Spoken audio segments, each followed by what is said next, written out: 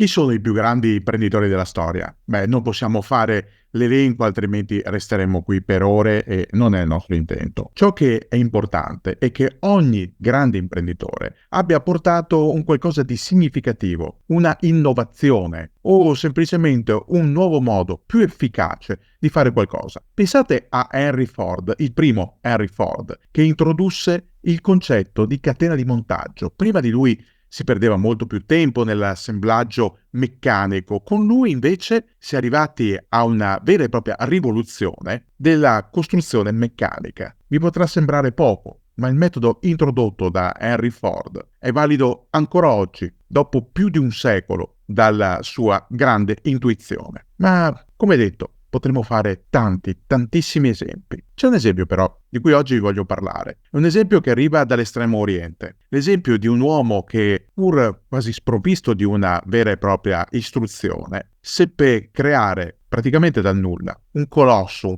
ancora oggi esistente, con un nome mutuato dal suo cognome, che oggi significa successo, velocità, tecnologia e vittoria. Quest'uomo era Soichiro Honda e la sua azienda è ovviamente la Honda ed è la storia che vi racconto oggi. Ogni azienda ha i suoi segreti e la protezione dei segreti industriali, ça va sans dire, è fondamentale. Quante volte avrete sentito parlare di spionaggio industriale? Sicuramente anche il nostro protagonista di oggi avrà cercato in ogni modo di tenere gelosamente custoditi i segreti del proprio successo, soprattutto all'interno della sua impresa. Certo, se ciò vale per grandi conglomerate, grandi imprese multinazionali, perché non dovrebbe valere anche per voi che usufruite del computer o dello smartphone o del tablet per navigare in internet? Usate la migliore VPN in circolazione, quella di NordVPN, un sistema che vi protegge ovunque vi troviate nel globo, che evita la dispersione dei vostri dati o, peggio ancora, il furto dei vostri dati e che oggi, tramite il link che trovate in descrizione al video, vi propone un'offerta biennale con 4 mesi extra di sconto esclusivo e la solita garanzia di 30 giorni soddisfatti o rimborsati. Il meglio per tenere al sicuro tutti i vostri segreti industriali e non solo. Partiamo da un giorno particolare, un giorno che è l'11 agosto 1991. all'Hungaroring in Ungheria si corre il Gran Premio di Formula 1. Lo vince Ayrton Senna, il grande campione brasiliano. Di lui abbiamo già parlato in passato. Senna in quel periodo corre con la scuderia McLaren, che conta su vetture spinte proprio da motori Honda. La vittoria di quel Gran Premio è particolare perché quando sale sul palco Ayrton dedica la vittoria proprio a Soichiro Honda, il fondatore della Honda, che è scomparso solo 6 giorni prima, il 5 agosto del 1991, a causa di una insufficienza epatica. Aveva 84 anni Soichiro e aveva visto il suo paese cambiare radicalmente. Lui, che in fondo era stato testimone del passaggio di più epoche, era stato anche uno dei promotori del Giappone contemporaneo, ipertecnologico. Soichiro era nato a Komio, nel distretto di Iwata, Shizuoka, vicino ad Hamamatsu, che oggi è, ironia della sorte, la sede di una delle rivali della Honda Motor Company, ossia la Suzuki. Soichiro era nato il 17 novembre del 1906. Il padre era un fabbro, principalmente riparava biciclette, quindi si può dire che l'arte della meccanica aveva sempre fatto parte della vita del giovane Soichiro. Sua madre invece era una tessitrice, niente a che vedere con questioni meccaniche. Ma Soichiro era un bambino molto vivace, molto particolare, che denotava grande ingegno, grande intelligenza, ma poca voglia di studiare. Basti questo particolare a tratteggiarne la sua gioventù. Quando era molto giovane e i genitori lo mandarono a scuola,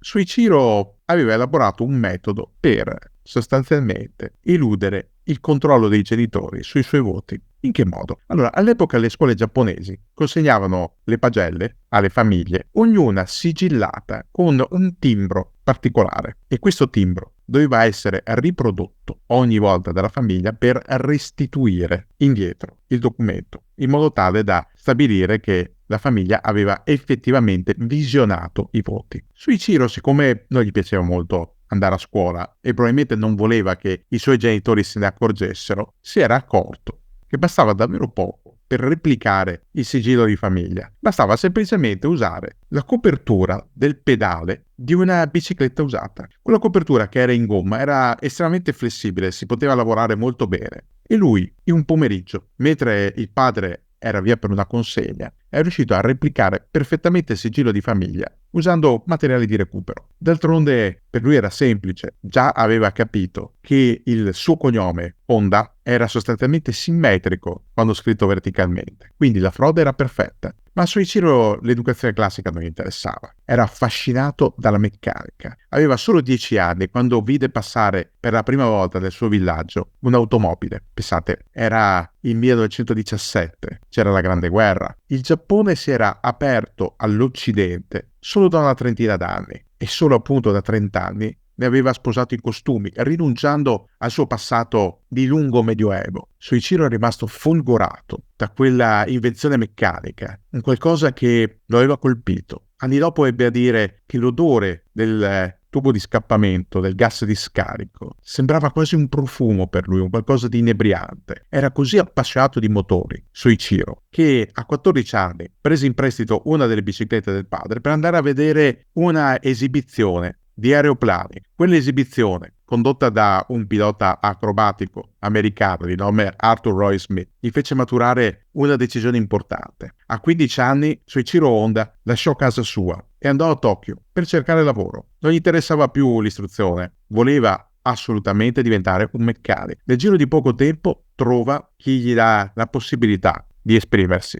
Diventa apprendista in un garage meccanico nel 1922. Lì resta per circa 6 anni e diventa un buon meccanico di automobili. Inizia a comprendere i segreti della meccanica, dei motori a scoppio, delle sospensioni. Certo, è ancora un'epoca in cui la meccanica automobilistica è un'arte tutt'altro che perfetta. Ma Soichiro impara abbastanza per poter tornare a casa nel 1928 e aprire un suo garage di riparazione auto. Il ragazzo giapponese sembra toccare il cielo con un dito. D'altronde per lui è un piccolo sogno che si avvera. Ma non basta, perché Soichiro Honda è divorato da un altro demone oltre a quello della meccanica, il demone della velocità. Ne è affascinato. Aver visto quell'air show con Art Smith lo ha segnato. Vuole andare veloce, più veloce degli altri. E allora cosa fa? Nel 1936, quando non ha ancora 30 anni, inizia a cimentarsi nelle corse automobilistiche su strada, che sono molto pericolose, perché d'altronde le auto in quel periodo sono tutt'altro che perfette e correre lungo le strade con tutte le insidie del caso può portare a incidenti anche mortali. Ma Soichiro, tutto sommato, non vuole rinunciare al brivido della corsa. Dovrà rinunciarci. Dopo un terribile incidente, proprio nel 1936, si iscrive a una gara, la prima gara automobilistica giapponese, ma la prima gara con vetture sportive ricavate apposta. Soichiro si iscrive a questa gara con una Ford turbo compressa. Si corre al Tamagawa Speedway, ma non va bene, c'è qualcosa che non va. Soichiro perde il controllo della vettura su cui viaggiano lui come pilota e il fratello come navigatore. Esce di strada e si schianta. Finisce all'ospedale, rischia di perdere l'occhio sinistro, ma i medici lo salvano. Anche il fratello finisce all'ospedale con ferite più lievi. Questo piccolo shock lo porta a una svolta: smettere di correre in prima persona, concentrarsi solo sul suo lavoro di meccanica e diventare qualcosa di più di un semplice riparatore d'auto. In Giappone negli anni 30 l'industria meccanica, l'industria siderurgica, l'industria manifatturiera conosce un enorme boom. Sono gli anni dell'impero del sollevante, gli anni in cui il Giappone sperimenta l'imperialismo non come vittima, ma come soggetto attivo. Il Giappone dall'inizio degli anni 30 importa dall'Occidente anche le teorie politiche più difficili, più pesanti, più aggressive. La società giapponese diventa una società di stampo fascista e l'industria giapponese viene sempre più indirizzata verso la produzione finalizzata allo scopo bellico. All'inizio degli anni 30 l'impero giapponese attacca la Cina e forma il Manchukuo, quello che è uno stato fantoccio a tutti gli effetti. Uno stato comunque ben sviluppato a livello infrastrutturale ed economico, ma non libero. Sul trono del Manchukuo viene posto Puyi, l'ultimo imperatore, ma di lui parleremo un'altra volta. Qualche anno più tardi, è il 1937, il Giappone attacca nuovamente la Cina, sfrutta gli incidenti del ponte Marco Polo per dichiarare una guerra atroce di sterminio e conquista nei confronti del dragone cinese, che è frammentato in quel periodo da guerre intestine tra i vari signori della guerra, Mao che guida i comunisti e il Kuomintang. Sempre nel 1937, Soichiro Honda fonda la sua prima azienda. Si chiama Tokai Seiki e produce fasce elastiche per la Toyota. Soichiro quindi diventa un fornitore importante, perché d'altronde la Toyota è uno dei grandi colossi meccanici e motoristici del Giappone. Ma non si accontenta Soichiro. La Tokai Seiki diversifica, stabilisce più fabbriche. Uno stabilimento è quello di Yamashita, l'altro è quello di Iwata. Il primo però viene distrutto nel 1944 da un raid di bombardieri B-29 americani. Quello di Iwata crolla a causa di un terremoto, il terremoto di Mikawa del 1945. All'apice del successo, o di quello che credeva fosse appunto l'apice del suo successo, Soichiro Honda si ritrova quasi in miseria. La sua azienda è crollata, non c'è più niente. Può solo vendere ciò che resta ed è recuperabile alla Toyota per 450.000 yen, una cifra che lui stesso utilizza per fondare una nuova attività che si chiamerà Honda Technical Research, un istituto che aprirà i battenti nell'ottobre del 1946. La guerra è finita, il Giappone ha perso, i bombardamenti atomici su Hiroshima e Nagasaki hanno forzato la resa. L'imperatore Hirohito ha dichiarato alla radio di voler accettare la proposta americana e ha rinunciato alla propria dimensione divina, uno shock per i giapponesi. Il secondo shock è quello economico, perché il Giappone, sotto occupazione americana, è devastato, è uno stato profondamente in ginocchio, come la Germania ex nazista, come l'Italia ex fascista. Sono stati che hanno bisogno di ripartire, ma non è facile la ripartenza. Non è facile perché l'economia stenta, perché occorre creare posti di lavoro, perché le infrastrutture sono devastate e perché il bisogno costante di mobilità non può essere soddisfatto. Ed è qui che la storia del nostro amico Soichiro Honda cambia radicalmente. Cambia con un'intuizione geniale accoppiata a una buona dose di sagacia che fa sempre bene agli imprenditori. Proprio nel 1946 Soichiro riesce a rilevare un vecchio deposito abbandonato della Mitsubishi, un deposito in cui sono custoditi alcuni piccoli motori di avviamento per aerei. L'aeronautica giapponese ormai non esiste più, la guerra l'ha spazzata via, però quei motori sono lì, fermi, in attesa di essere utilizzati, non certo sugli aerei. Ma Soichiro ha un'idea. D'altronde le radici non si possono tagliare e non si può neanche negare il proprio passato. Con quei motori e con le biciclette che abbondano, Soichiro Honda crea la Type A, la prima bicicletta motorizzata, il primo ciclomotore. È una piccola rivoluzione. Quel motore aeronautico che viene modificato dall'azienda Honda per adattarsi al telaio delle biciclette e che viene montato direttamente sul telaio con dei piccoli ancoraggi, cambia radicalmente la mobilità in Giappone. Quella Type A viene venduta per 4 anni di fila e diventa un best seller. La comprano tutti. La comprano gli studenti, gli operai, gli impiegati, chiunque abbia necessità di muoversi in fretta, ma senza dover spendere un capitale. La Type A è ancora in catalogo quando Soichiro Honda immette sul mercato la sua prima motocicletta. Si chiama Type D. Sì, lo so, inizialmente i nomi non sono esattamente il forte dell'azienda Honda, ma la prima vera motocicletta Honda con motore a 2 tempi da 98 cm3. E anche questa è una piccola rivoluzione, perché quei due modelli, il ciclomotore e la motocicletta, attirano l'attenzione anche delle forze d'occupazione americane, non tanto per problemi tecnici o politici, ma per pura curiosità. Anche i soldati americani di stanza in Giappone comprano e utilizzano quei veicoli e a poco quelle realizzazioni si fanno conoscere. Soichiro espande l'attività, certo ha bisogno anche di aiuto, non può fare tutto da solo, soprattutto aiuto finanziario. Questo aiuto gli arriva da un vecchio amico, Takeo Fujisawa, un suo vecchio compare d'affari ai tempi delle forniture per la Toyota e per la Nakajima Aircraft Company.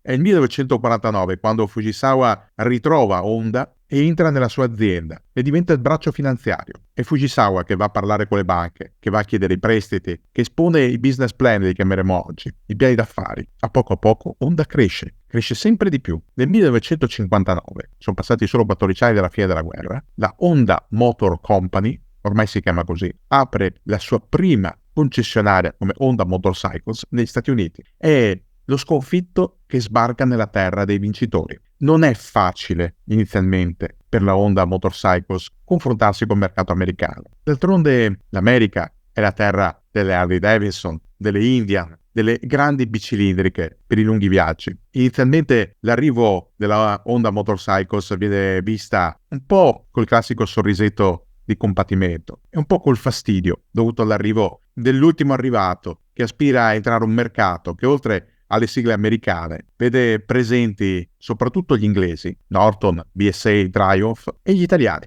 il mercato delle motociclette alla fine degli anni 50 e inizio anni 60 è dominato da queste case. L'Italia, ad esempio, ha una bella industria fiorente. Ci sono la Moto Guzzi, la MV Agusta, la Mondial, ovviamente Motomorini, Benelli, ce ne sono sempre di più di case motociclistiche e si differenziano anche i vari segmenti. L'Inghilterra, nonostante si stia avviando una fase di recessione, non rinuncia al proprio ruolo di dominatrice del mercato. E volendo, ci sarebbero anche i tedeschi, quelli occidentali con la BMW e quelli orientali con la Zunda e con l'MZ. Eppure Soichiro Honda decide di andare avanti, di proseguire lungo una strada che potrebbe essere impervia, ma gli si rivelerà grandi soddisfazioni. Una delle maggiori soddisfazioni arriva nel 1969. È l'anno in cui la Honda Motor Company presenta un modello rivoluzionario. Si chiama CB750-4. È la prima moto maxi, una quadricilindrica in linea, 750 cm3, raffreddata ad aria. A dire la verità, Soichiro Honda aveva qualche remora a battere la strada della maxi da 4 cilindri. Temeva che fosse troppo grande, troppo ingombrante, difficile da guidare, magari anche eccessiva come rapporto di pesantezza per quelle che erano le abitudini dei motociclisti. Ebbe a ricredersi. Dopo aver visto una persona qualsiasi in sella a quello che a lui sembrava poco più che un ciclomotore e poi scoprì essere una bicilindrica da 650 cm3, quindi una moto media. No, la 750-4 non era eccessiva, non era qualcosa di improponibile. Anzi, quando venne presentata nel 1969, rivoluzionò per sempre il mondo delle motociclette. Ma Honda nel frattempo era cresciuta ancora e ancora di più.